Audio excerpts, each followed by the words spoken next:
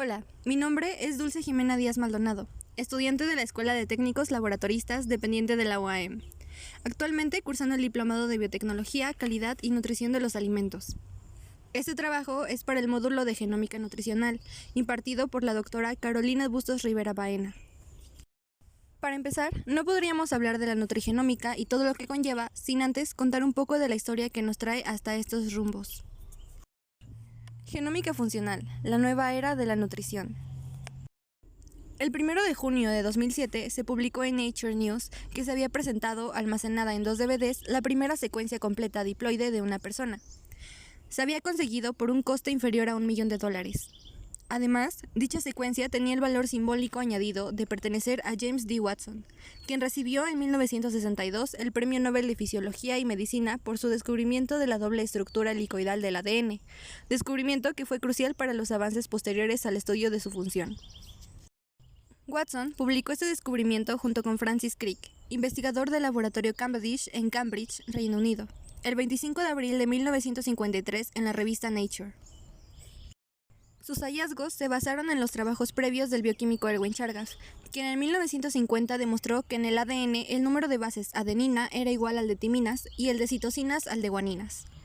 También fue fundamental para la publicación de Watson y Crick la contribución de la genial investigadora Rosalind Franklin, quien trabajaba en King's College de Londres en colaboración con Maurice Wilkins. En mayo de 1952, Rosalind Franklin, con un difractómetro de rayos X, obtuvo la excelente fotografía denominada foto número 51, del ADN hidratado que permitía ver una perfecta X en el centro, a partir de la cual dedujo la forma helicoidal en forma de escalera de caracol de la macromolécula de ADN. Dicha foto fue mostrada por Wilkins a Watson y Crick antes de su publicación por Rosalind. Wilkins compartió el Premio Nobel de 1962 junto con Watson y Crick.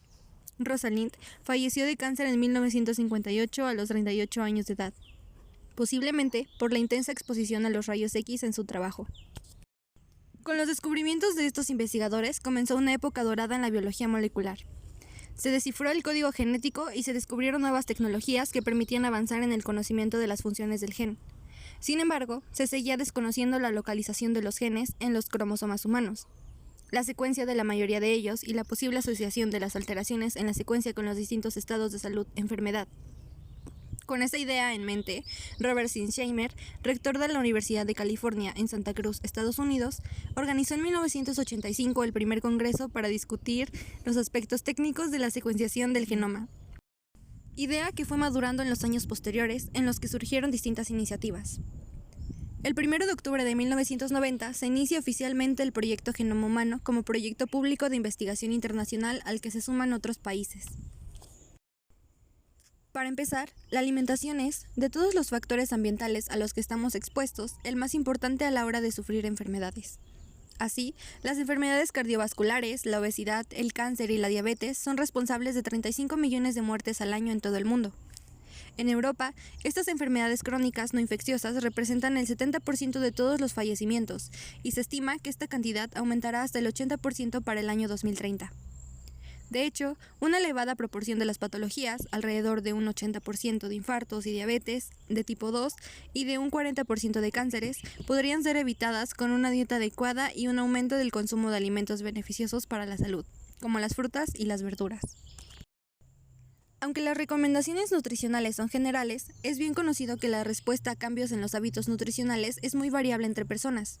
Por ejemplo, niveles elevados de colesterol en suero están relacionados con un aumento del riesgo a desarrollar enfermedad cardiovascular. Frente a una intervención nutricional para reducir los niveles de colesterol, existen individuos que responden bien, llamados hiperrespondedores, o que no responden al tratamiento, hiporrespondedores. Esta variabilidad en la respuesta a cambios en la dieta está en parte causada por las diferencias interindividuales del genoma humano. No existen dos copias del genoma humano idénticas. De media, un 1% de la secuencia nucleotídica es diferente entre dos genomas al azar, lo cual implica entre 3 y 6 millones de diferencias en la secuencia del ADN entre dos personas cualquiera. La inmensa mayoría de estas variaciones son polimorfismos de un solo nucleótido, o SNPs. Single Nucleotide Polymorphism, que son variaciones en la secuencia del ADN que afectan a un único nucleótido. Estas y otras diferencias, como por ejemplo las estructurales, hormonales o epigenéticas, son las que en parte explican la heterogénea respuesta humana a la dieta, y también las que explican que las recomendaciones nutricionales generales no ayudan a todos por igual en la prevención de enfermedades. Un ejemplo muy ilustrativo de la limitada capacidad preventiva de las recomendaciones nutricionales generales es el caso descrito por Mattei y colaboradores en 2009, que relacionaba la presión arterial, la ingesta de grasa y la variabilidad en el gen APOA5. La hipertensión afecta en España a un 35% de la población adulta, más de 12 millones de individuos, y a más de 1.500 millones de personas en el mundo. Las pautas dietéticas para esas personas aconsejan limitar la ingesta de sal y disminuir el consumo de grasas, ya que estas últimas se relacionan con un aumento de peso y, por tanto, de la presión arterial. De hecho, se recomienda que las grasas no superen el 30% del aporte calórico de la dieta. Mattei y colaboradores observaron que una variante del gen APOA5 influía en el efecto de la ingesta de grasa sobre la presión arterial. El estudio observó que en los individuos homocigotos GG, una ingesta de grasa superior al 30% de la energía total estaba asociada a una mayor presión arterial. Sin embargo, en los individuos con al menos una C, variantes CG o CC, un aporte de grasa superior al 30% de la energía ingerida estaba asociada a una menor presión arterial. ¿Por qué? Sin embargo, se recomienda una reducción en la ingesta de grasa a todas las personas con hipertensión, si como hemos visto, podría llegar a ser contraproducente para las personas con polimorfismos en el gen APOA5. La respuesta es obvia. Si observamos que la frecuencia de este polimorfismo es muy baja, 14%. Por lo tanto, la recomendación de reducir la ingesta de grasas si se padece hipertensión es probablemente adecuada para una mayoría de individuos, un 86%. De estos ejemplos se puede deducir una conclusión muy importante a la hora de entender la relación entre genética y nutrición.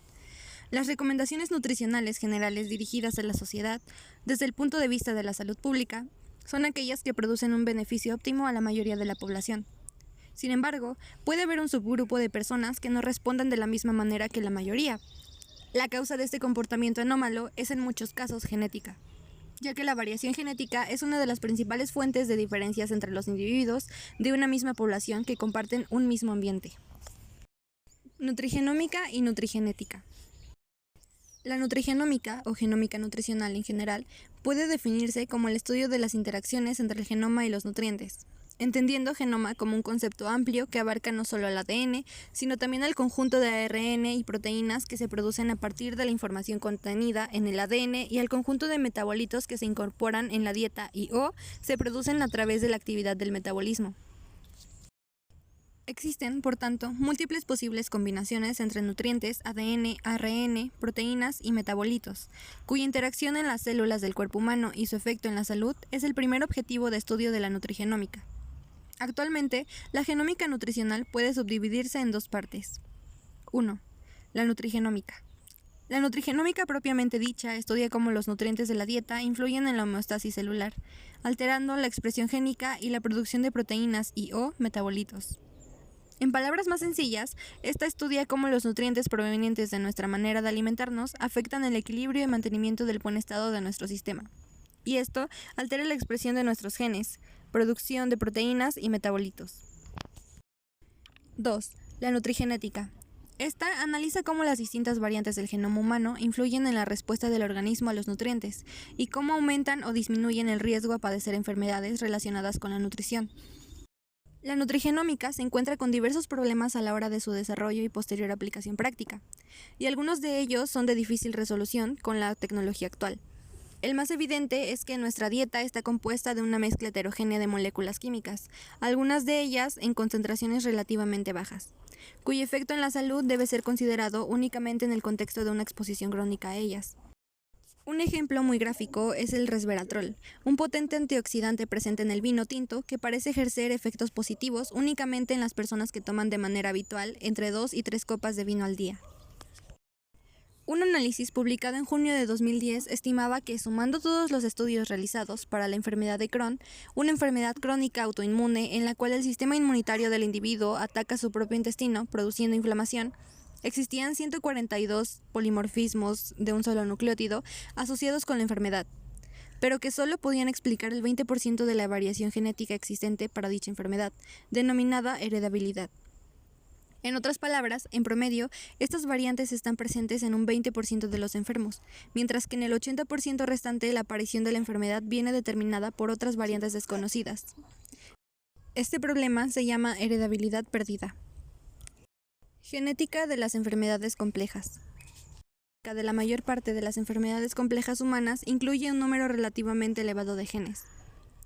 Muchos de los genes identificados a través de los estudios de asociación ya se conocían, pero muchos otros son nuevos y han ayudado a entender las bases metabólicas de estas enfermedades. El epigenoma. Hasta hace poco se pensaba que la mayor parte de la variación heredable que se observaba en la población era debida a cambios en la secuencia del ADN. Los polimorfismos de un solo nucleótido producirían un cambio en la estructura o expresión de la proteína derivada del gen, lo que originaría un efecto a nivel fenotípico, como por ejemplo, un cambio en el color de los ojos o la susceptibilidad a una enfermedad. El proyecto Genoma Humano era en parte un esfuerzo de catalogación de esta variación genética. Sin embargo, no ha sido así, y eso es debido a que no solo los cambios en la secuencia de ADN influyen en el fenotipo, también las modificaciones epigenéticas pueden afectar al fenotipo, pero no lo hacen a través de cambios en la forma o de función del producto del gen, como hacen los polimorfismos de un solo nucleótido.